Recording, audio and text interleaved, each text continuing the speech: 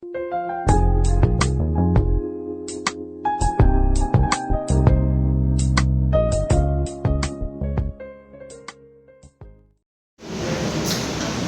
termina ahí Hebreos 12 diciendo el por qué hacer esto, por qué con temor y por qué con reverencia. Y dice, porque nuestro Dios es fuego consumidor. Y este es un tema recurrente del autor de los Hebreos a esta iglesia de los Hebreos. Ahí gira la exhortación, ¿sí? En otro lado nos dice, horrenda cosa es caer en las manos de un Dios vivo. Este es el objetivo de la carta, ¿sí? Una exhortación pesada, una exhortación fuerte. ¿Y cuánta falta nos hacen ese tipo de exhortaciones? Y para eso es la Biblia. Hablábamos la semana pasada y la antepasada. Para eso es la palabra. ¿Te acuerdas cuando el Señor dice por medio de Isaías que Él tiene comunión y Él ama a los que tiemblan ante su palabra? Y cosas que no están pasando en nuestra vida y deberían de pasar. Si tú lees la Biblia, a veces decimos, bueno, es que a mí me gusta la Biblia porque, no sé, porque está bonita, porque está chida, dicen los jóvenes, porque está cool. Hay otros que dicen, yo hallo paz leyendo la Biblia. Y cuando tú la crees, pues lejos de encontrar paz, ¿sí? Encuentras cosas como esta, porque la mayoría de las cartas tienen ese propósito, ¿sí? Para eso se escribieron. Por ejemplo, a los romanos, dice, después de que escribe todo, de que escribe el Evangelio, dice en Romanos 11:21, les dice a ellos, si Dios no perdonó a las ramas naturales, a ti tampoco te perdonará. Mira pues la bondad y la severidad de Dios. La severidad para con los que cayeron y la bondad contigo si permaneces en esa bondad, porque de otra manera tú también serás cortado. No hay forma de leer cosas como esto y decir, oye, qué bárbaro, o sea, qué paz, ¿no? Wow, qué paz. Dice el Señor que si no cambio mi vida me va a cortar. Wow, o sea, qué paz. Pues ¿de dónde te puede dar paz? No es la intención de las cartas. La intención de las cartas es preocuparnos. La intención de las cartas es después ocuparnos en eso. Como dicen Filipenses, ocupaos ¿en qué? En vuestra salvación, con temor y temblor. A los Corintios les escribe Pablo en 1 de Corintios 3:1. De manera que yo, hermanos, no pude hablarles como espirituales, sino como a carnales, como a niños en Cristo. Os vi a beber leche y no vianda, porque aún no son capaces, ni sois capaces. Aún no eras capaz, aún no erais capaces, ni sois capaces todavía. No hay forma de leer esto y decir, ay, mira, o sea, me está regañando, pero qué bonito, pues, soy un niño espiritual, soy un ignorante, pero qué bueno. Eso es, yo creo, es leer la Biblia y hacer esto es, yo creo que como el que escuchaba a Juan Bautista y le decía generación de víboras y, ay, me dijo generación de víboras, o sea, y algunos leemos la Biblia así, ¿verdad? Algunos leemos la Biblia así, y eso es hacer esto. Si la Biblia está llena de advertencias, a los Gálatas les dijo en Gálatas 1:6, estoy maravillado de que tan pronto os hayáis alejado del que os llamó por la gracia de Cristo para seguir un evangelio diferente. Sí, regaños, exhortaciones, cuidaos, miren bien, tengan cuidado. De eso se trata la Biblia, de eso se tratan la mayoría de las cartas de Pablo, de Pedro. Tengan cuidado. Pedro decía en 1 de Pedro 1:17, conducíos con temor todo el tiempo de vuestra peregrinación. Tienen que andar en temor. Y aquí cuando termina Hebreos, en Hebreos 13:22, ruego, hermanos, que soportéis la palabra de exhortación, pues he escrito brevemente, cree el autor, una palabra de exhortación. De eso se trata la carta. No es una carta cómoda, es una carta fuerte, dura, en muchas partes, que ahorita vamos a hacer un recuento, pero en Hebreos 10 nos dijo que si pecáramos voluntariamente no queda más sacrificio, es decir, ya no hay oportunidad, ¿sí? Como veíamos con Esaú, una línea que se brinca y ya no hay oportunidad. En Hebreos 5 nos dijo, debían ser ya maestros, ¿sí? Y sin embargo es necesario que se les vuelva a dar leche y leche y más leche. Y para eso es la carta, ¿sí? Te digo, para eso hablaban la gente de Dios. Esa es la voz de Dios. Tú puedes ir, y así ha sido en todo tiempo, hermano. Tú puedes ir al Antiguo Testamento y leer cada uno de los profetas. ¿Y qué? Dios nunca mandó un profeta, nunca mandó un profeta a decirle a Israel, todo va bien, ahí la llevas, me encanta cómo lo estás haciendo, ¿sí? O sea, eras de una forma, Israel, pero mira, me súper encantas. No hay ningún profeta que haga eso. Todos los profetas que mandaba el Señor eran por amor. Y tristemente las personas hoy creemos que a Jeremías le pasaba. En Jeremías 7 el Señor le dice, usted se va a ir y va a pararse afuera del templo de Jehová. Y cuando salgan, y la gente viene de adentro del templo. ¿Y qué crees que hacían adentro? Se alababan, adoraban, presentaban sacrificio, hacían incluso, pedían perdón a Dios. Y sin embargo manda a Jeremías y le dice, se va a poner en la puerta y cuando salgan les va a decir, cambien de modo de vida. Tienen que cambiar su forma de vivir. Es decir, el Señor nos separó y dijo, ve afuera y dile, me encantó el animalito que me ofreciste hoy, me encantó, super olía rico, ¿ok? No te esfuerces tanto, ¿para qué tanto, no? Nunca, no hay un profeta. La voz de Dios es siempre esta voz, y es la voz del libro de los Hebreos. El autor de los Hebreos para nosotros es lo que Jeremías, lo que Isaías fue para el pueblo de Israel. Es aquella voz de Dios que si ignoramos lo que nos dice varias veces el autor de los Hebreos, si ignoras esta voz, el que tenga oídos oiga, si escuchas hoy la voz, no endurezcas tu corazón. Lo que está diciendo, si ignoras esta voz, como aquellos ignoraron a Malaquías, a Ezequiel, ¿qué final vas a tener? Pues ¿qué final tuvo el pueblo de Israel? Ese final tendremos. Nosotros decimos, pero nosotros somos la iglesia de Dios. Y ellos decían, nosotros somos el pueblo de Dios. Nosotros decimos, pero nosotros no la podemos perder. Ellos también decían, nosotros no la podemos perder. A nosotros no nos puede pasar nada. Ellos decían, a nosotros no nos puede pasar nada. Ellos decían y lo hacían, pero nosotros somos maestros en la palabra, ¿verdad? Y nosotros también hoy podemos escudarnos, pero nosotros leemos mucho la Biblia. Ellos eran hasta maestros. Cuando viene Jesús, ¿a quién se dirigió mayormente para el arrepentimiento? A los fariseos, a los maestros de la ley, a los escribas. ¿Qué les decía? Arrepiéntanse. No sé si lo veas, Hebreos en muchas de sus partes nos hace una comparación así con el pueblo de Israel y nos quiere mostrar esto. La seguridad que tienes hoy es tan firme y es tan fuerte como la tenía el pueblo de Israel. Seguridad en ti, seguridad en lo que haces, seguridad en una fe, pero que no es la fe que salva, ¿ok?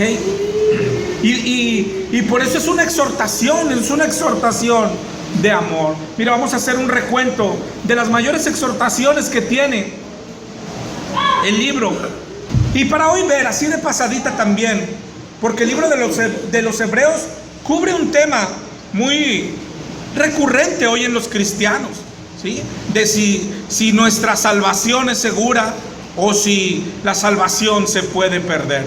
Hermano, toda la Biblia habla de esto abundantemente, pero el autor de Hebreos es como si tuviera esta intención, ¿sí? Es como si la carta de Hebreos fuera escrita para esto exclusivamente, ¿sí? Pero no es así, todas las cartas lo son, ¿sí? Ahorita, por ejemplo, que leíamos Gálatas 1, que le dice Pablo a la iglesia, estoy admirado, maravillado, de que tan pronto se hayan alejado de aquel que los llamó por gracia. Alejarse, apartarse es apostatar, ¿sí? Entonces, es así de sencillo. Para eso eran las cartas, para prevenir que esto no pasara. ¿A quién está escrita la carta? Empezando por ahí, esta iglesia está escrita a una iglesia cristiana, es decir, a personas cristianas como tú y como yo. En Hebreos 3:1 nos lo deja demasiado claro, solamente por si no lo fuera. Sí, una carta que habla cosas como estas, espirituales, dirigidas a alguien para crecer y para prevenir, hermanos, está escrita a una iglesia cristiana. Pero además lo dice con toda claridad Hebreos 3:1. Por tanto, hermanos santos, participantes del llamamiento celestial, considerad al apóstol y sumo sacerdote de nuestra profesión, Cristo Jesús. Pero si te fijas cómo se dirige, hermanos santos y participantes del llamamiento celestial.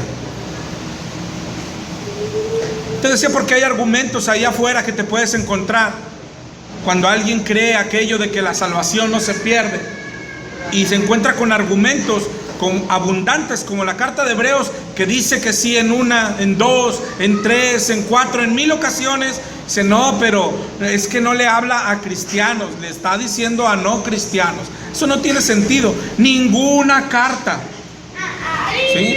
Ninguna carta está dirigida a personas no cristianas. Es imposible. Y te digo, a veces a los cristianos lo que nos hace falta es sentido común. La iglesia era una iglesia así como somos hoy nosotros, ¿sí? Entonces imagínate que llega hoy, es más, que Pablo está en México escribiendo la carta a los regiomontanos, ¿sí? Y entonces Pablo le pone a su carta a los regiomontanos, ¿sí? Y le dice a Timoteo, llévala a los de Monterrey, ¿sí? ¿A quién tienen su pensamiento? A la iglesia de Monterrey. No lo agarraba Timoteo e iba a la macroplaza. Hermanos, traigo una carta de Pablo. ¿Y quién es Pablo? ¿Sí? Es que Pablo dice, o sea, llégale, ¿no? En cambio se la traían a la iglesia. Hermanos, llegó carta de Pablo y la gente presta a escuchar. Es decir, es sentido común, hombre, ¿verdad? Las cartas son dirigidas a la iglesia, siempre a la iglesia.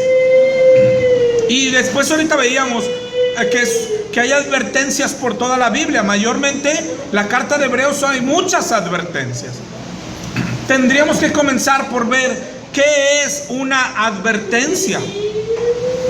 En el diccionario, la palabra advertencia significa aviso con el que se previene de un peligro. Otra vez, algo tan común, hermano.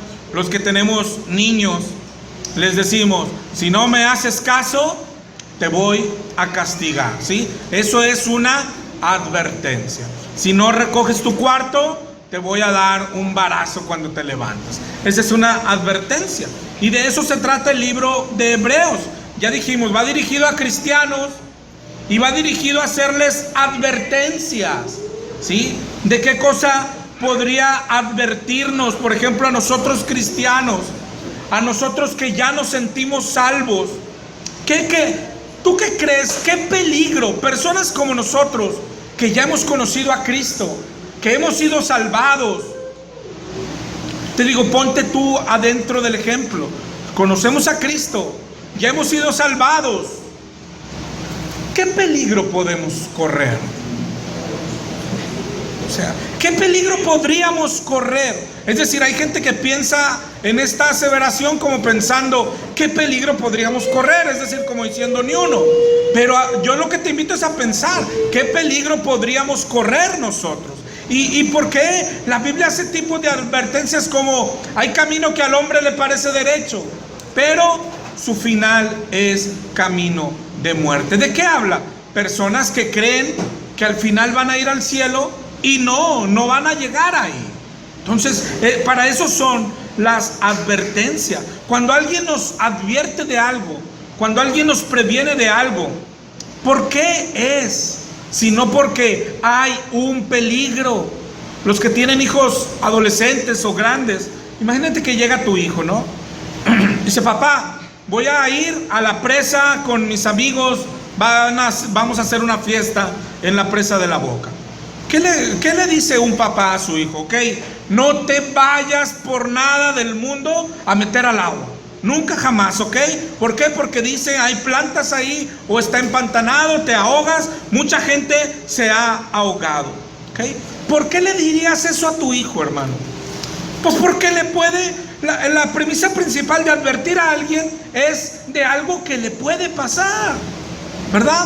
Es decir, es tan absurdo escuchar, ver la Biblia llena de advertencias que no te pueden pasar. Es tan absurdo leer Apocalipsis 2 y ver, al que venciere, yo le daré esto. Pero todos vencen. Entonces, ¿para qué nos pone al que venciere? Es tan absurdo que Jesús nos diga, mirad que nadie los engañe, pero nadie nos puede engañar. Es tan absurdo. Las advertencias son de cosas que nos pueden pasar por el amor de Dios, ¿sí? Imagina el mismo ejemplo. Tu hijo te dice, hoy hicieron una fiesta en la presa, pero esos que tienen hijos buenos, él dice, pero a mí no me gustan las fiestas, papá. Yo me voy a quedar en mi cuarto a ver tele. Y tú le dices, ok, pero por nada del mundo te vayas a meter al agua, sí, porque te puedes ahogar. ¿Qué onda, papá? O sea, ¿qué onda? Hermano, así es como algunos ven la Biblia. Advertencia tras advertencia que no puede suceder, ¿no? Imagina, tu hijo otra vez va a manejar en carretera, adolescente, y oye, papá, voy a ir a Saltillo, tengo ganas de conocerla. Hijo, por el amor de Dios, no te acerques a un tráiler, no manejes a más de 30 kilómetros por hora, y te llueves en advertencias, ¿no? Ahora, no, tu hijo tiene 5 años y te dice, papá, voy a jugar con mis carritos en el patio, ¿sí? Imagínate tú que le digas, hijo, pero no los vayas a manejar a más de 100 kilómetros por hora los carritos, porque te puedes morir, hijo. Y yo creo que el niño, ¿qué onda con el viejo? Está chocheando, ¿no? Bueno, algunos así creen la Biblia, ¿sí? Mirad que nadie os engañe, dice Cristo a sus discípulos. Y yo creo hay discípulos, no en aquel entonces, hoy, que reviven doctrinas que dicen, pero los elegidos no podemos ser engañados. Y Cristo le dice a los elegidos, mirad que nadie os engañe. Y tenés que voltear a Cristo, ojo, pues no me puedo. El que persevere hasta el final será salvo. Pero si Dios me da el perseverar, o sea, el libro de Hebreos es lo que hace, o sea, advertir ¿de qué? De cosas que nos pueden pasar. Digo, eso no creo que sea necesario enseñárselos a ustedes, ¿verdad? No es por ustedes, es por alguien que pueda ver este video alguna vez y que vea cosas que a él no le pueden pasar. Digo, pues es un absurdo, ¿no? Es un absurdo que tu hija, oye, hija, ve a la tienda, son las 10 de la noche. Sí, nada más me faltó comprar Ariel, ¿qué se le olvida a las mamás? Ariel, cosas así. 10 de la noche, está la luna, todo lo que da, o sea, está oscuro. Bueno, allá no es eso, sino que le dices, hija, pero ponte bloqueador, porque dicen que el sol de Monterrey quema bien feo. Es de noche, mamá. Pues no sé si entiendas lo que quiero decir. ¿Sí? Si la Biblia advirtiera de cosas que no nos pueden pasar, la misma Biblia sería un absurdo, ¿sí? Pero si la Biblia nos advierte de cosas, o sea, es porque nos pueden pasar, ¿verdad? Hebreos 10 leímos, si pecaremos voluntariamente, ya no queda más sacrificio por el pecado. O sea, ¿qué está diciendo? Si pecas voluntariamente, ya pierdes lo que Dios te había dado por gracia, ¿verdad? Eso es lo que dice. Y hay gente que no, pero no se puede perder, pero no. Entonces, ¿por qué rayos diría Es el autor de Hebreos una mentira. ¿Por qué el autor de Hebreos nos diría ponte bloqueador de noche? Pues el autor de Hebreos está mal, o nosotros estaremos mal, ¿ok? Si Dios nos previene de algo es que puede pasarnos, y eso es demasiado simple. Y lo que más hace el autor de Hebreos es esto. Te voy a leer algunos ahí rapidito. Hebreos 2:1. Leímos que es necesario que con más diligencia atendamos las cosas que hemos oído, no sea que nos deslicemos. ¿Ok?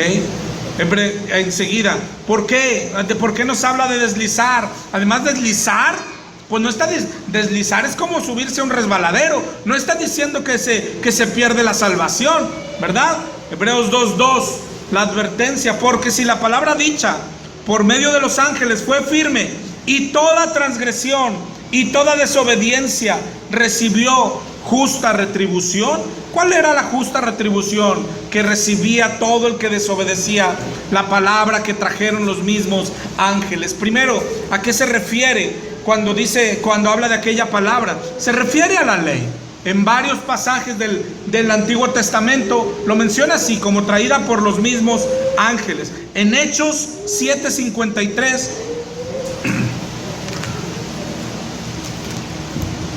lo vuelve a señalar. Vosotros que recibiste la ley por disposición de ángeles y no la guardasteis. ¿Qué recibían? Recibían castigo. Dice el Señor que la paga del pecado es muerte, siempre es muerte. Por eso advierte enseguida, ¿cómo escaparemos nosotros si descuidamos una salvación tan grande? ¿Okay? Oye, lo mío es más grande que lo que se le dio al pueblo de Israel. Sí, Dios lo sabe. Dios lo sabe.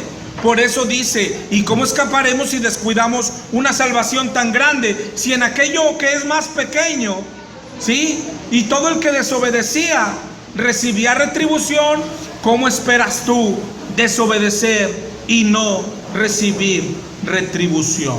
¿Verdad? Es claro, ¿no? Enseguida en Hebreos 3:12.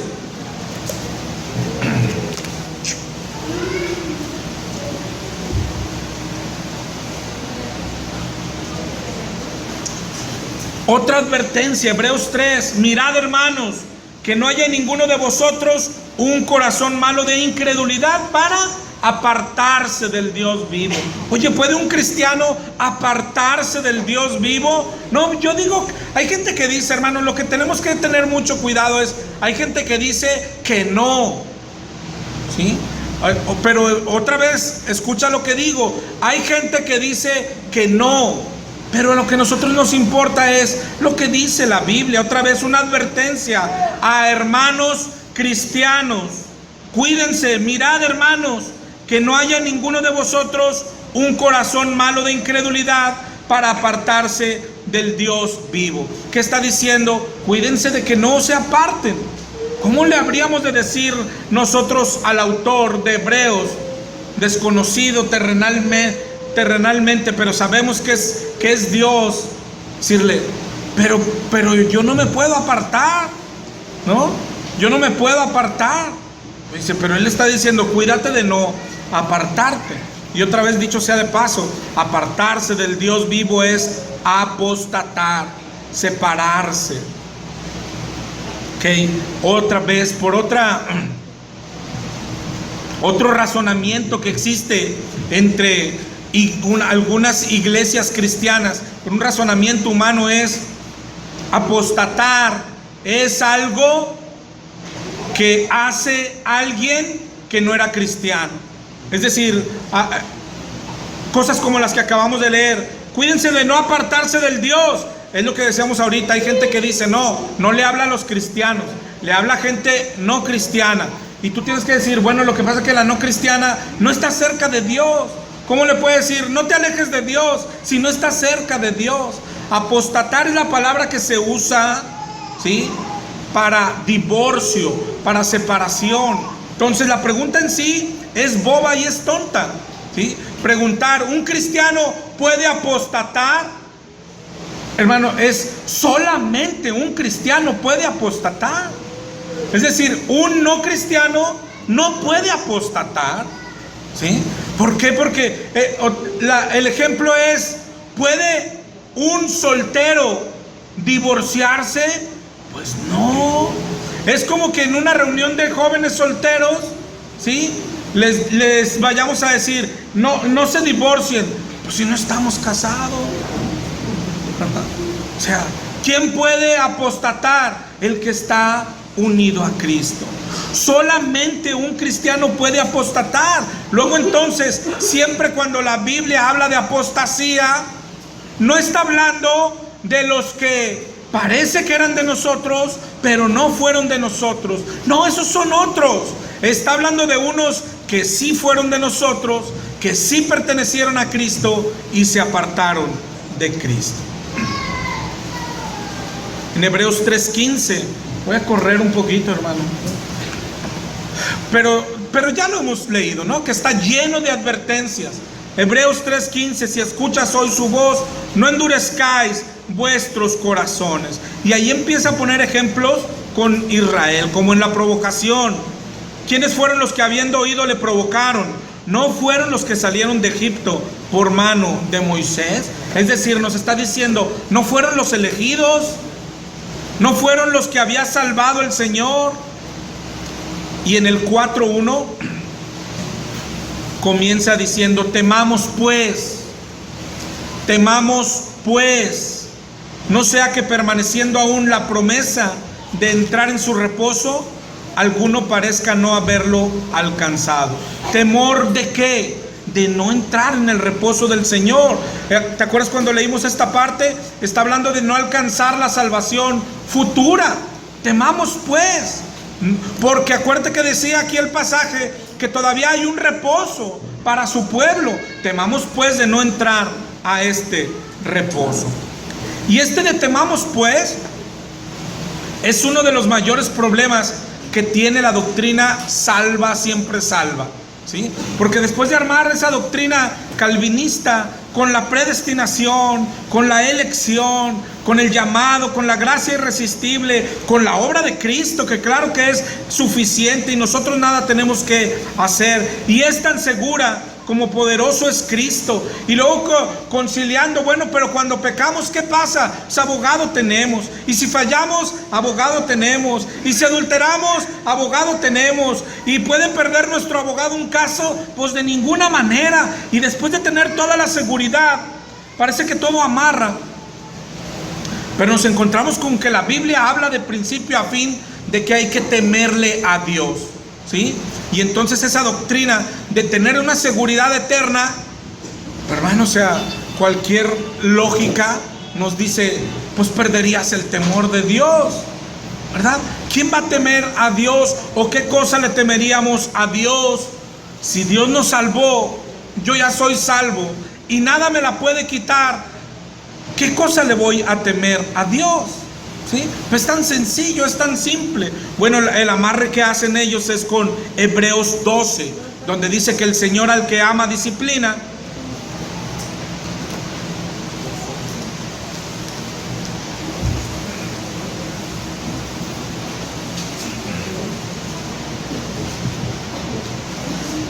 Y entonces, como el Señor, cuando uno está en pecado, ¿sí?, ¿qué va a hacer? Te va a disciplinar. Entonces, lo que dice toda la Biblia sobre el temor, ellos pues hay que amarrarlo de alguna forma. Dice, eso es, el temor a Dios es temor a que te discipline, ¿ok? Y solucionado, entre comillas, la doctrina, ¿no? Ya todos los temas amarran en la doctrina de salvo, siempre salvo, hasta el temor, porque no es un temor a otra cosa más que a te discipline. El problema es pues lo que dice cada verso, como el que acabamos de leer. Temamos pues, no sea que permaneciendo aún la promesa de entrar en su reposo, alguno de vosotros parezca no haberlo alcanzado. Es decir, no te vas a topar un verso, ni siquiera en Hebreos 12, donde se nos mande temer la disciplina. Al contrario, Hebreos 12 dice, no rechaces la disciplina. Sí, nos dice, acéptala con gusto. Y no hay un solo verso donde se nos mande a temer la disciplina. El más claro salió de la boca de nuestro mismo Jesucristo. En Mateo 10:28 nos dijo: no temáis a los que matan el cuerpo, mas el alma no pueden matar. ¿Temer qué? Más bien aquel que puede destruir el alma y el cuerpo en el infierno. Pero solo de los no calvinistas. Nada, no se crean. No dice eso.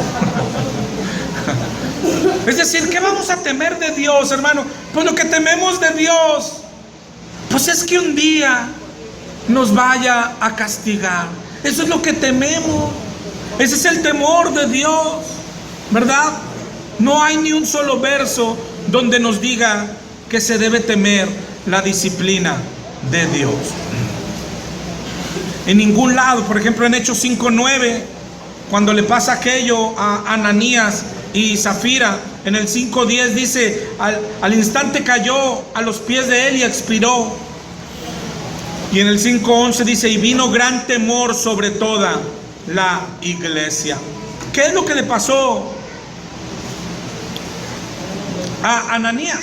¿Sí? Se murió, ¿sí? El morirse es la disciplina, o pues, la disciplinó de más, pues ya no le dio tiempo de nada, ¿no? No, y dice que después de haber aquello, en la iglesia vino un temor, ¿sí? ¿Un temor a qué? Un temor a pecar. ¿Por qué? Para que el Señor no nos vaya a castigar. Temor en la iglesia, hermano. Temor en la iglesia. Lo que leíamos ahorita, aquí en el 12:28, como empezamos hoy: recibiendo un reino inconmovible, tengamos gratitud, sirvamos a Dios con temor y reverencia, porque nuestro Dios es fuego consumidor, y no los vaya a disciplinar muy fuerte. ¿Verdad? Oh, ¿qué tememos? Tememos perdernos, tememos perder la salvación, tememos ir al infierno. Pero deberíamos de temerlo, ¿no? Filipenses 2:12 es otro que habla claramente.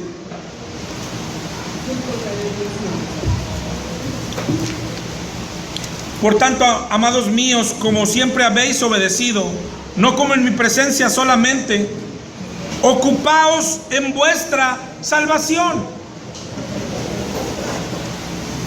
con temor y temblor.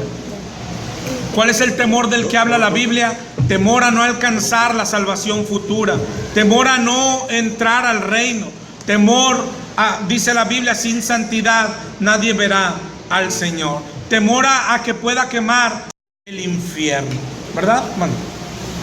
Sí, yo también había escuchado a eso, hermano, que hablando de los que creen que la salvación no se pierde, que el temor es a ser castigado, pero aquí en la tierra.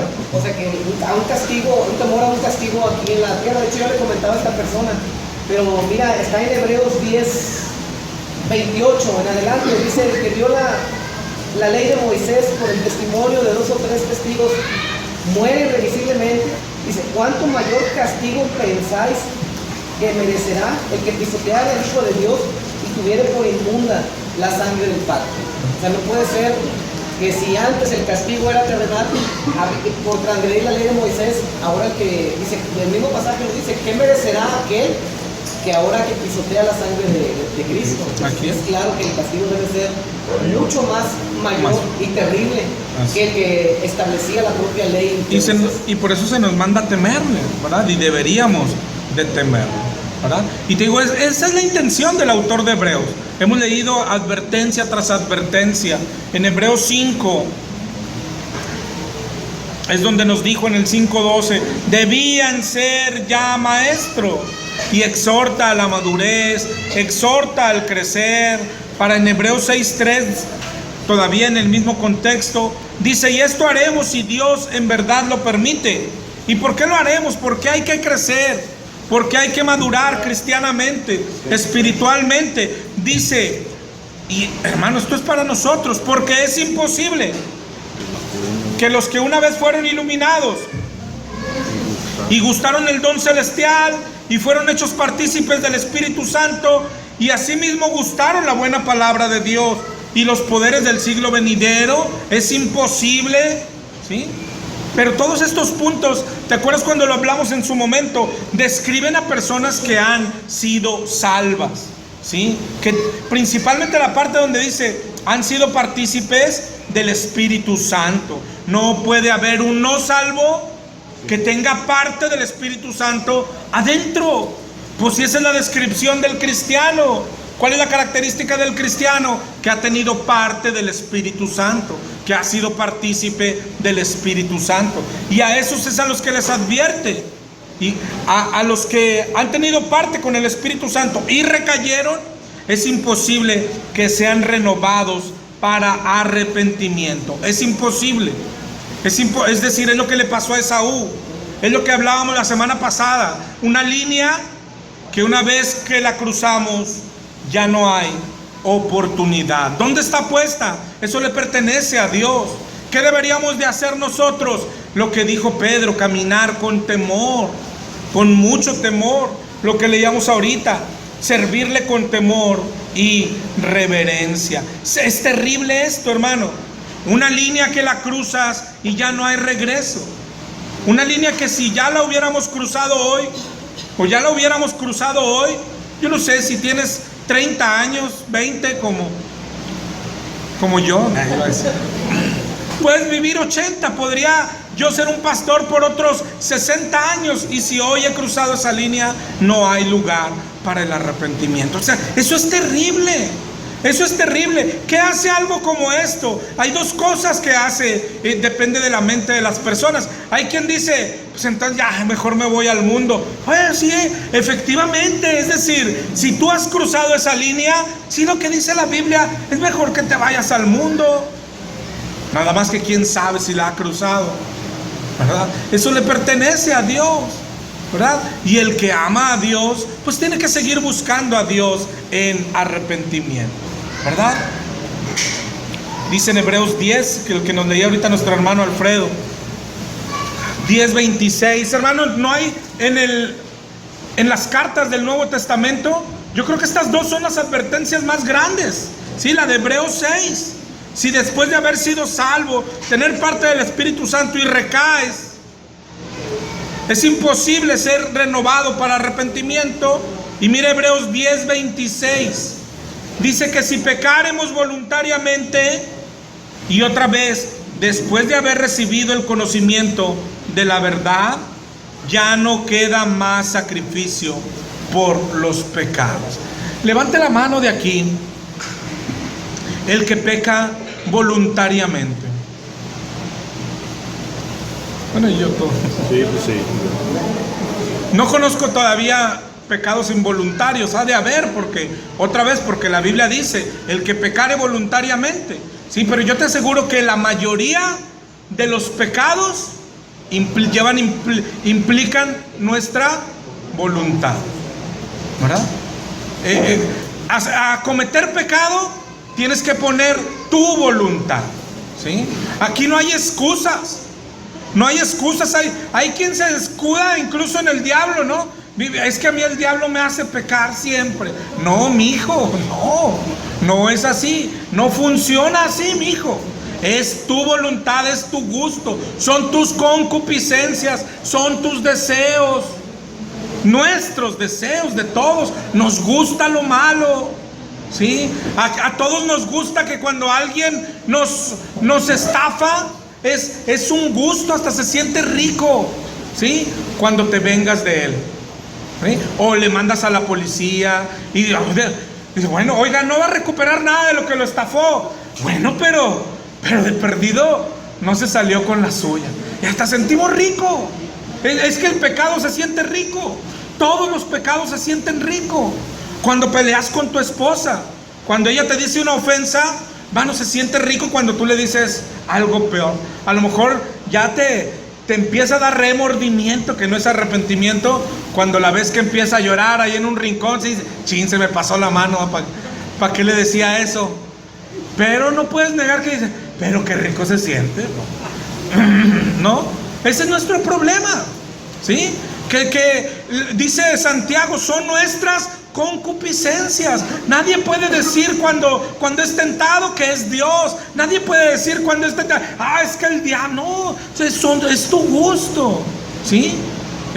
Y entonces Hebreos 10 cobra una luz más grande, porque dice, y si pecares voluntariamente, después de haber recibido el conocimiento de la verdad, ya no queda más sacrificio por los pecados. Bueno, ¿qué queda para nosotros? Una horrenda expectación de juicio y de hervor de fuego que ha de devorar a los adversarios. Y vuelve a poner de ejemplo a Israel. Si el que viola la ley de Moisés por el testimonio de 2 o 3 muere irremisiblemente, ¿cuánto mayor castigo pensáis que merecerá el que pisoteare al Hijo de Dios y tuviere por inmunda la sangre del pacto? Y aquí viene la clave, dice, en la cual fue santificado. ¿La clave a qué me refiero? Alguien puede decir, mira, acá dice, si pecas voluntariamente, después de haber recibido el conocimiento de la verdad. Es decir, recibir el conocimiento de la verdad no quiere decir que fui salvo, no. O sea, hay quien escucha y recibió el conocimiento de la verdad, pero va y peca, nunca fue salvo. No, pero aquí habla más, no es lo único que dice. Termina diciendo, ¿cuánto mayor castigo piensas que merecerá el que pisotea al Hijo y tiene inmunda la sangre en la cual fue santificado? Es decir, alguien que ya había sido santificado por la sangre de Cristo, ya había sido salvo, pisotea la sangre, o sea, ya no hay más. Pues es que ¿qué hay más? El Señor habla,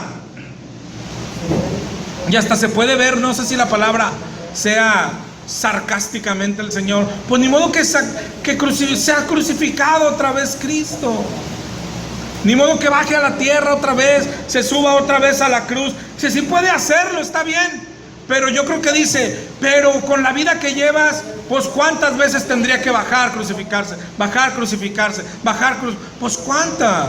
Lo que nos hacen los versos esos y deben de hacer en nosotros es que aún hay esperanza, y que siempre hay esperanza de regresar. Lo que decía, después de leer estos, ¿qué hacemos? ¿Nos vamos al mundo? No, sino que siempre hay esperanza. Pero ¿cuál es nuestra esperanza? Está en Él, en cómo es Él, ¿sí? En su misericordia. Por eso buscamos su misericordia y buscamos su gracia. Todo tiene un orden, y es por eso, es decir, lo que busca el Señor es arrepentimiento y quebrantamiento. ¿Ok? Pero todo tiene un orden. Cuando hablamos de fe, por ejemplo, la fe viene de oír la palabra de Dios y creerla, ¿no? Bueno, ahí es donde aquí está puesto. Si Él busca quebrantamiento, si a Él lo que le gusta es el arrepentimiento, ¿de dónde puede nacer un arrepentimiento? ¿De qué tipo de fe? ¿De creer un tipo de palabra? ¿De qué palabra puede nacer en cualquier persona, no solo en nosotros, el arrepentimiento que Dios quiere? De una palabra como esta, ¿sí? Es decir, si alguien en la palabra de Dios encuentra que no puede perder la salvación y luego la cree, ya tiene un tipo de fe. Bueno, esa fe en ningún momento puede producir temor, no puede producir quebrantamiento al pecar, ¿sí? Es decir, yo peco, pero no la puedo perder. Esa es mi fe. No puede producir, sí puede producir que me arrodille, sí puede producir que le pida perdón, pero de ninguna manera puede producir que yo tenga temor, ni que mi petición de perdón sea sintiéndome perdido. ¿Por qué? Porque no lo estoy. Entonces Dios dirá, ¿entonces de qué me pides perdón? Pues en realidad no sé. Yo creo que el calvinista le dice a Dios, pero pues tú empezaste a jugar, pues tú adviertes de cosas que no me pueden pasar. Yo te pido perdón por cosas que en realidad no me hacen sentir mal. Y el Dios calvinista y su hijo calvinista pues tienen un juego ahí medio raro, ¿no? Un juego, es decir, Dios no le puede, el Dios calvinista le dirá a su hijo calvinista, ¿y de qué me pides perdón si en realidad ni sientes nada? Pues si no siento nada, ¿por qué voy a sentir algo si no puedo perderla? Pero tú eres el que empiezas con las bromas, Tú empezaste a bromear diciéndome, mirad que nadie os engañe, pero nadie me puede engañar. Tú empezaste a bromear diciéndome, tienes que perseverar hasta el final, pero pues yo siempre voy a perseverar. Entonces es un juego ahí medio raro, ¿no? No sé si lo entiendas. El Señor, claro que es como dice mi hermano, pide quebrantamiento. Y el que viene a Él en arrepentimiento, dice la palabra de Dios, el que a mí viene, no le echo fuera. Pero para ir a Él se necesita sentirse perdido.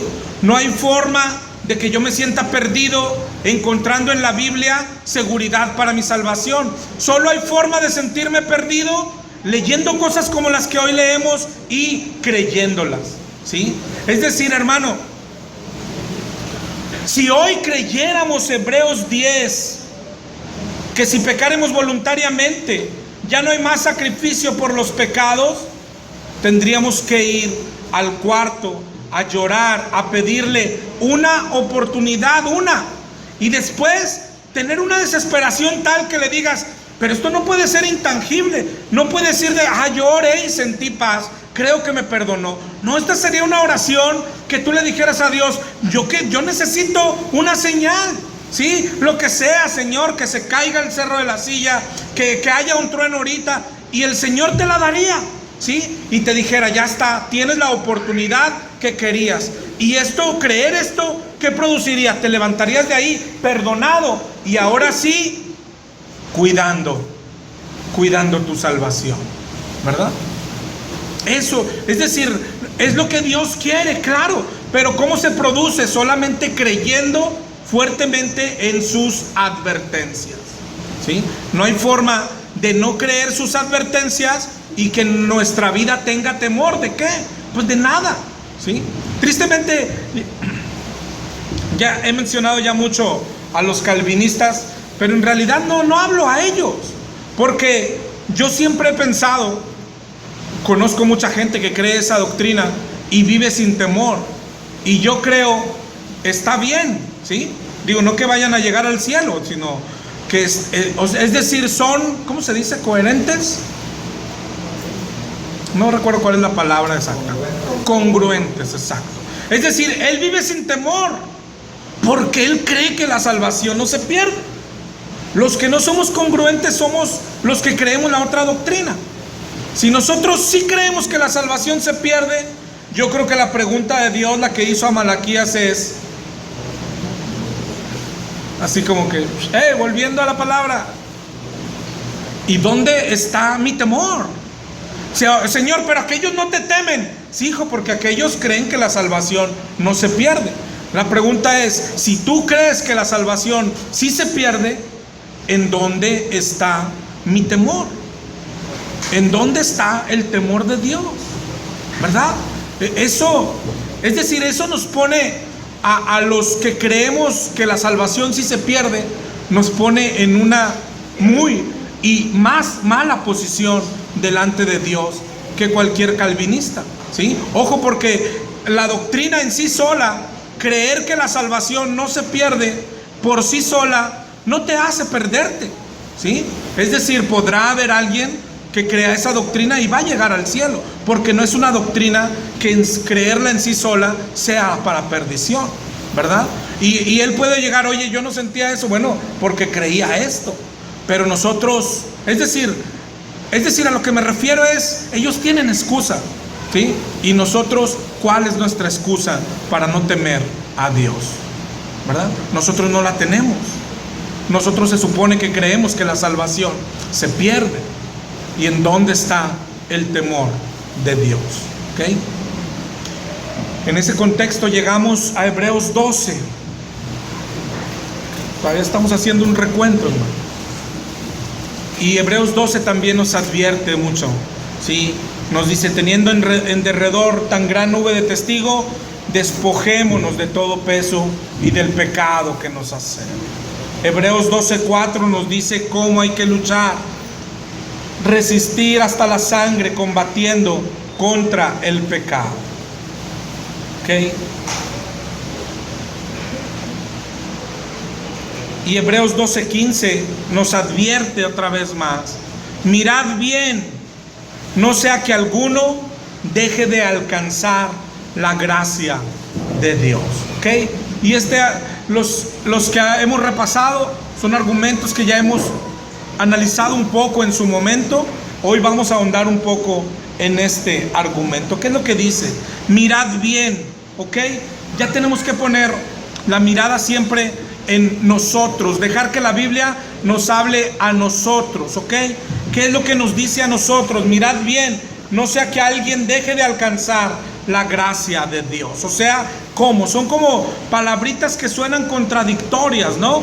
Que alguien deje de alcanzar la gracia de Dios.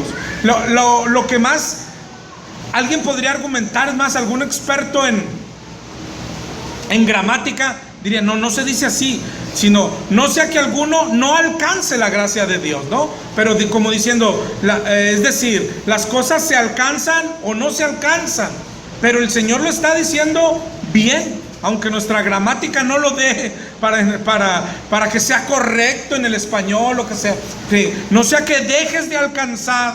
¿Qué quiere decir? Que una vez lo alcanzaste y luego lo dejaste de alcanzar. Es simple. En una carrera es como si la gracia va acá, ¿sí? Tú vas acá y un día la alcanzaste y luego otro día pues la gracia se te fue. La dejé de alcanzar, ¿verdad?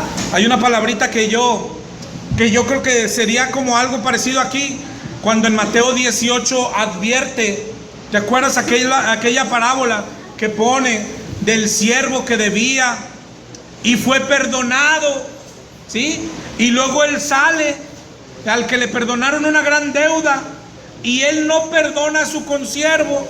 Otra vez le llama a su señor y le dice, no, toda aquella deuda te perdoné, ¿sí? Pero por cuanto tú no perdonaste a esto, entonces te devuelvo el castigo. Ahí no está, es como que dejó de alcanzar el perdón. Yo digo, la palabrita que es ahí, es el varón fue desperdonado, ¿sí? Había sido perdonado, pero luego le quitaron el perdón. Aquí le habían dado la gracia y luego la dejó de alcanzar la gracia, ¿ok? Pero para entenderlo bien, vamos a hacer un recuento, un repaso ahora por lo que es la gracia. Nos cae como anillo al dedo hoy, ¿ok? Porque después de haber leído y ojalá y creído pasajes como Hebreos 6 y como Hebreos 10, si tú dices, ¿qué queda?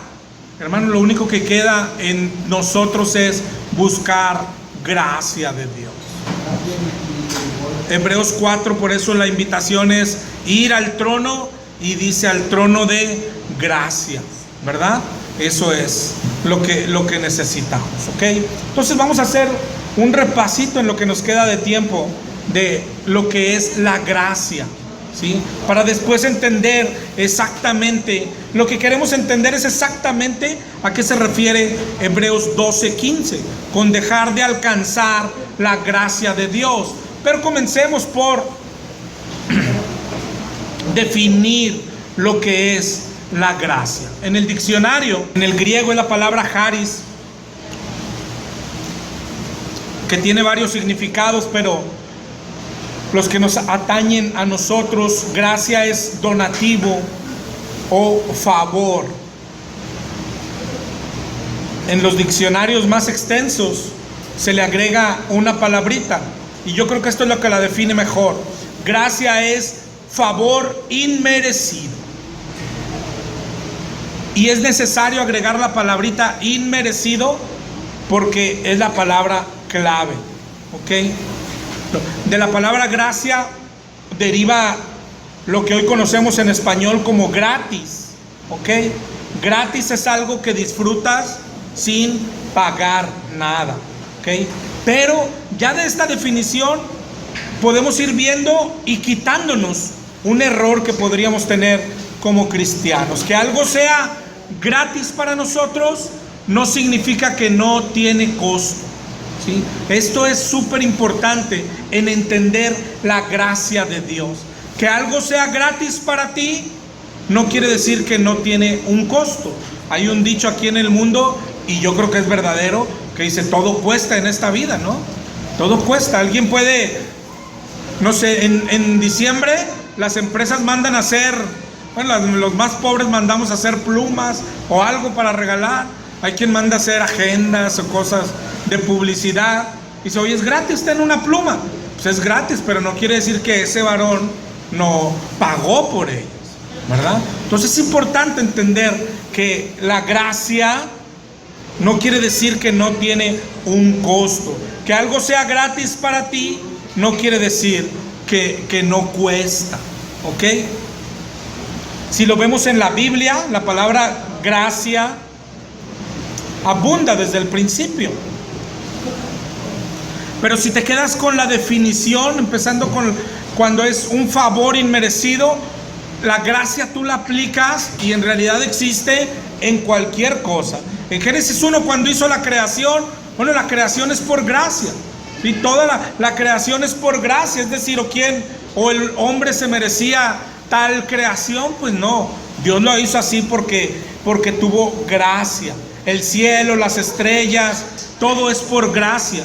Y en nuestras vidas también es así, ¿sí? Tal vez esto sea lo más difícil para el hombre entender, ¿okay? Que todo es por gracia. Desde que ves lo que tienes, no sé, los ojos, las manos, son por gracia.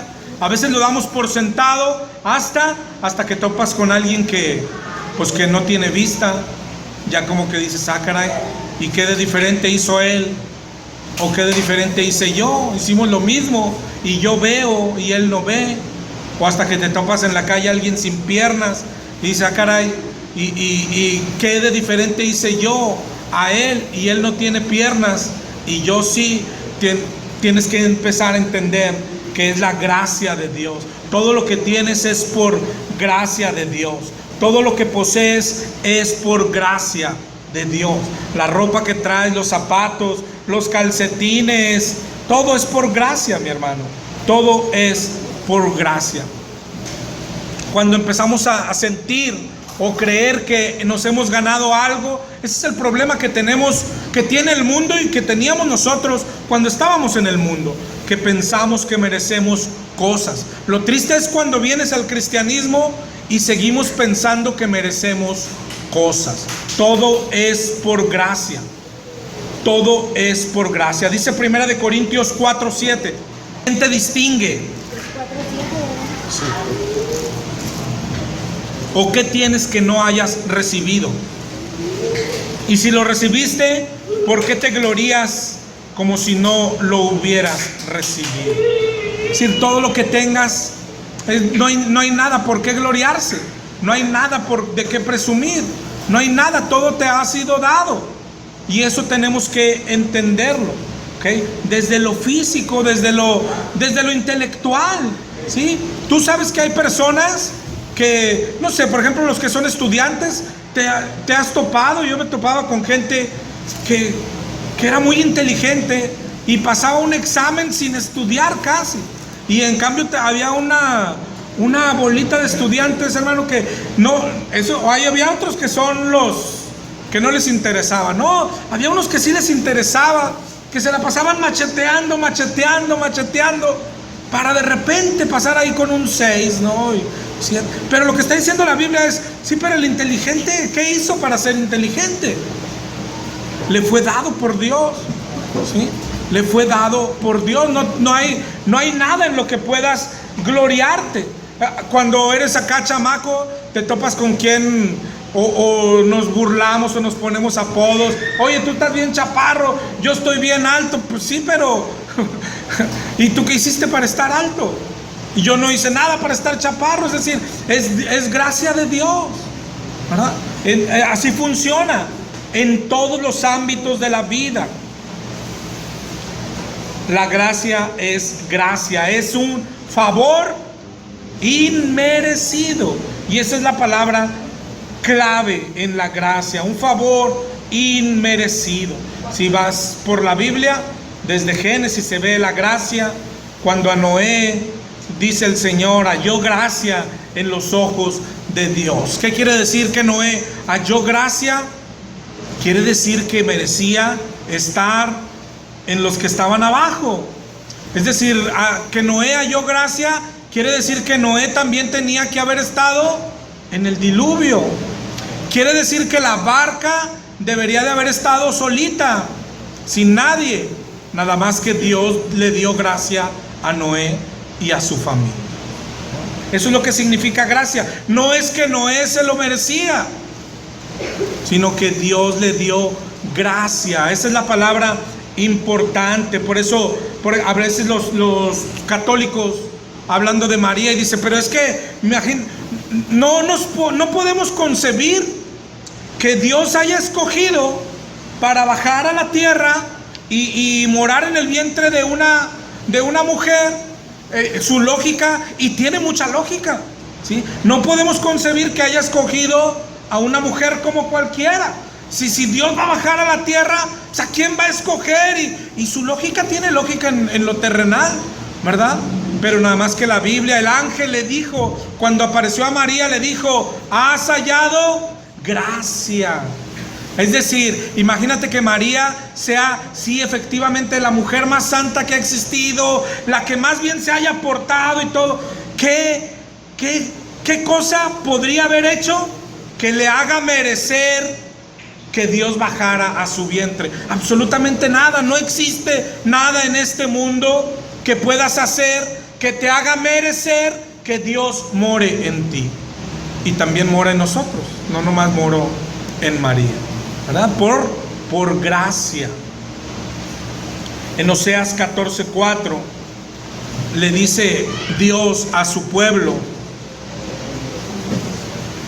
los amaré de pura gracia. Es decir, no es porque se lo merecen, sino por pura gracia.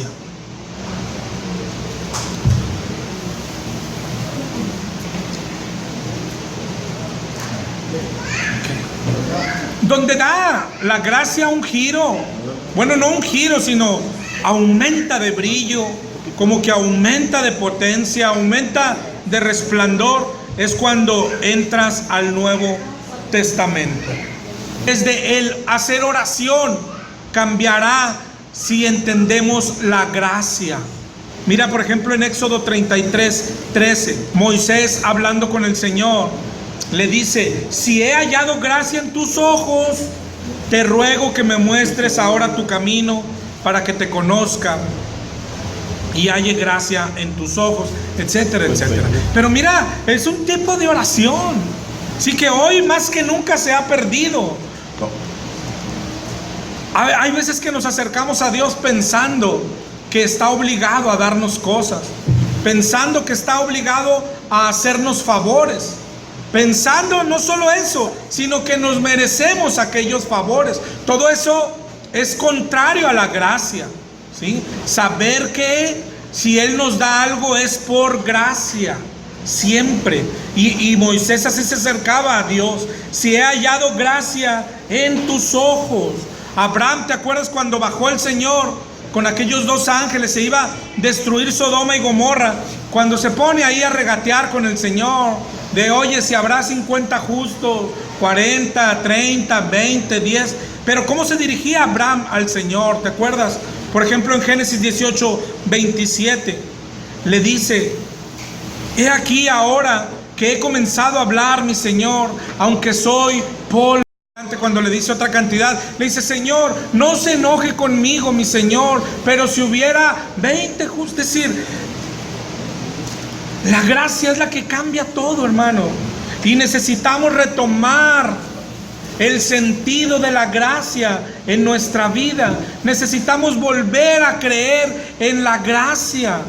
Tal vez a veces la religión nos atrapa y estamos hablando de dejar la gracia, porque somos salvos por gracia. El Señor nos perdona todos nuestros pecados. Empezamos a caminar en el cristianismo y nos esforzamos, y así lo manda la palabra, pero hay muchas veces que empezamos a perder de vista la gracia y caminamos pensando que nuestro esfuerzo nos empieza a ganar puntos para con Dios, que nuestro hacer nos empieza Dios ya nos mira de otra manera.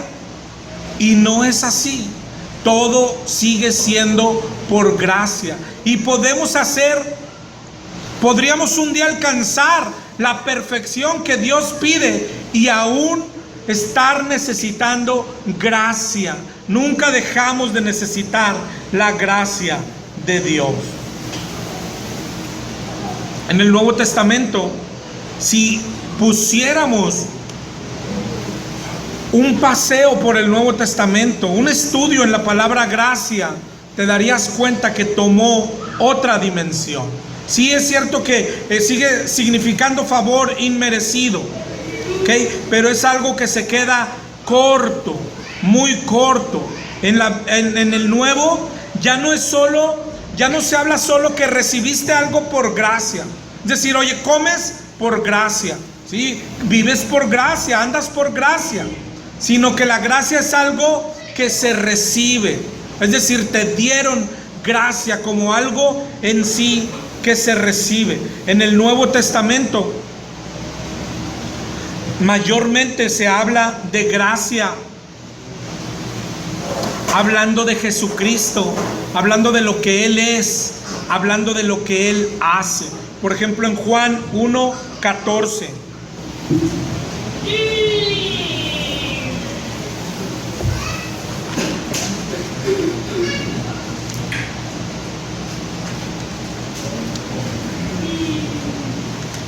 Juan 1:14 dice: aquel verbo fue hecho carne y habitó entre nosotros, y vimos su gloria como del unigénito del Padre, lleno de gracia y de verdad.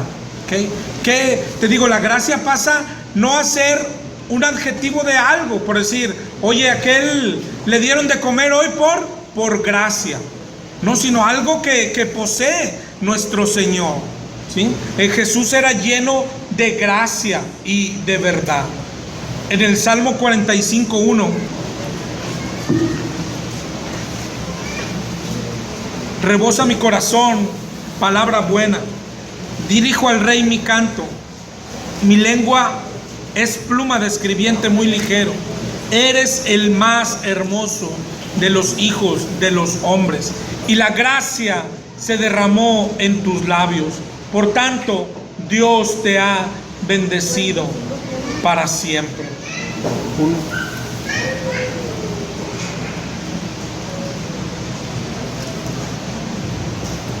Si te das cuenta, eso, la gracia se derramó en Cristo. La gracia. Ahora, ¿de qué estamos hablando? De que cuando dice la gracia se derramó en Cristo, es decir, a él fue perdonado, él recibió gracia. No está hablando de eso, sino de que aquel varón viene lleno de algo y para ofrecerlo a nosotros.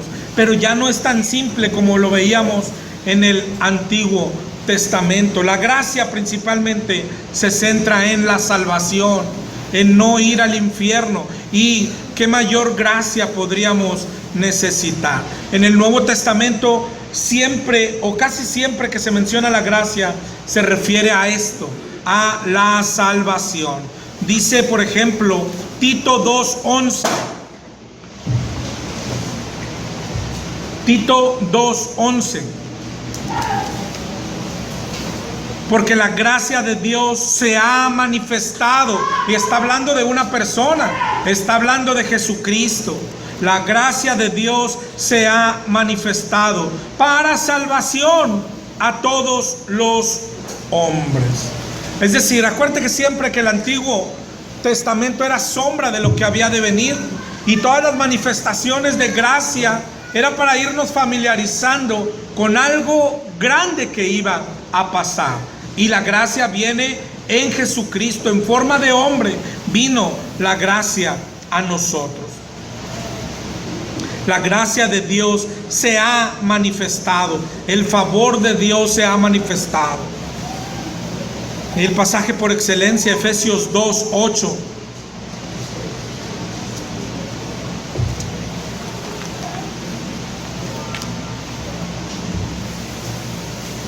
Porque por gracia sois salvos por medio de la fe, y esto no de vosotros, pues es don de Dios, no por obras, para que nadie se gloríe.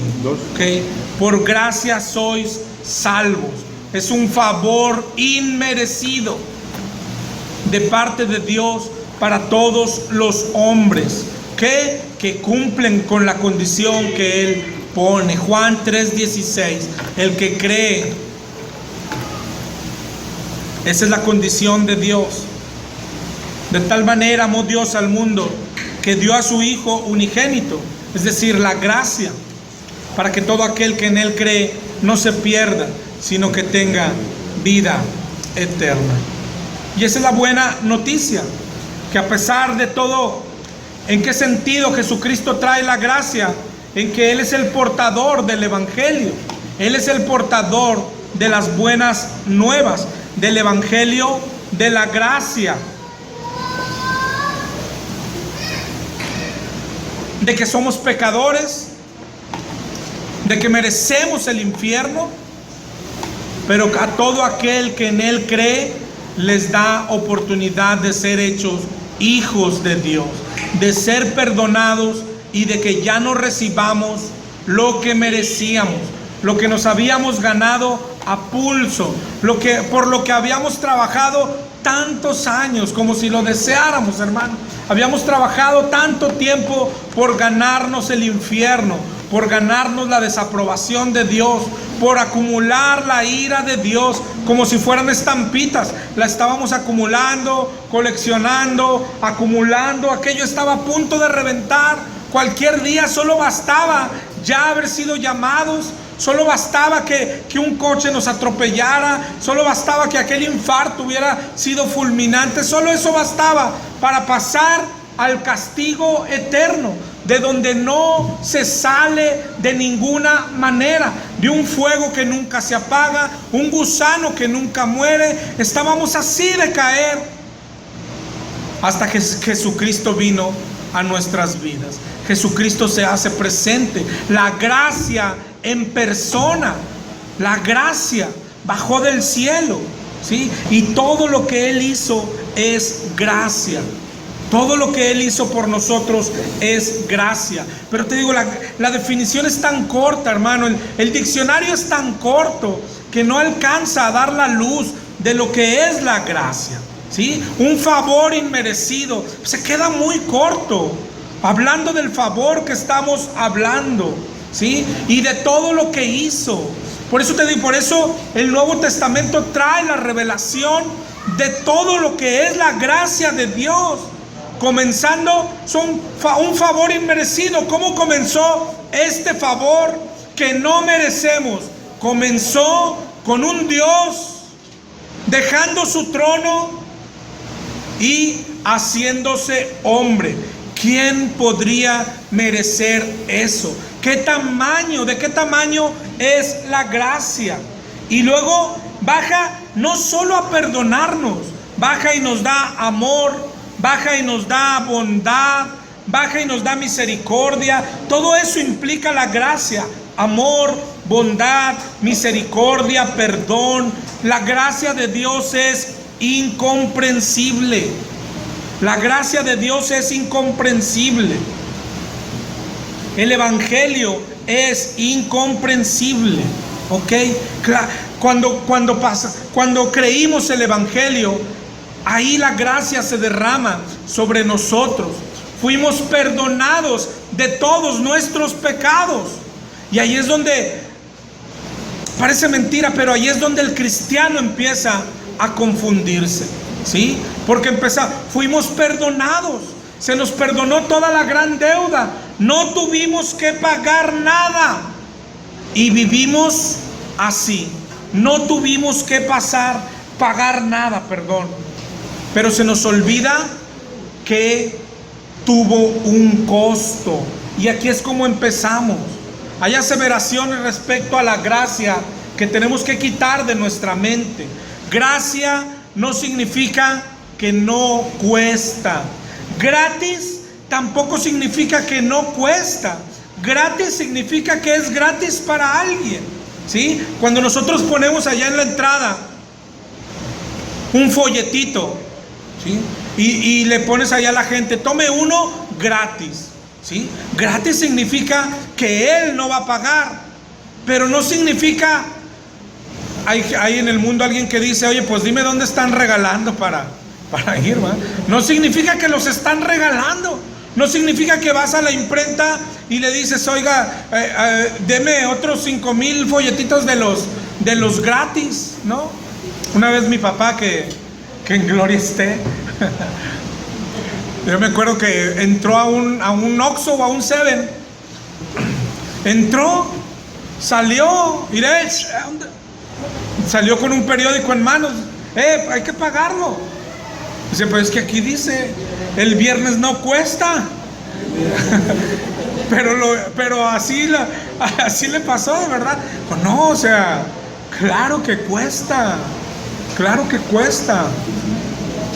Entonces, gratis no significa que no cuesta. Gratis, cuando tú recibes algo gratis, quiere decir que alguien ya lo pagó por ti. Y eso es lo que los cristianos hemos perdido de vista, ¿sí? Lo que los cristianos hemos perdido de vista. ¿Cuánto costó nuestra salvación? No cuánto cuesta, ¿sí?